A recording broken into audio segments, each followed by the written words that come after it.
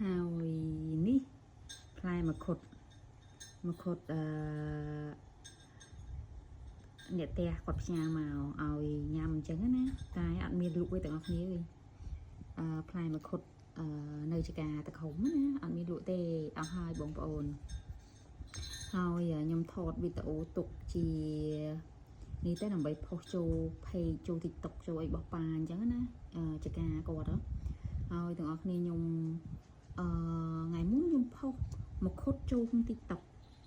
ប៉ុន្តែដល់ពេលខ្ញុំផុសឲ្យ TikTok នឹងវាអត់ឡើងសោះទាំងអស់គ្នាខ្ញុំឆ្ងល់ប្រហែលជាអាចវាមកពីវាមើលឃើញអាក្រហមគៀនហ្នឹងប្រហែលជាវាគិតថាវា violent អីអញ្ចឹងឬក៏វាគិតថាឈាមអីអញ្ចឹងណាបានវាខ្ញុំផុសទៅវាអត់ឡើងហើយបន្ទាប់មកថ្ងៃក្រោយខ្ញុំផុសទៀតទៅនៅតែអត់ឡើងអ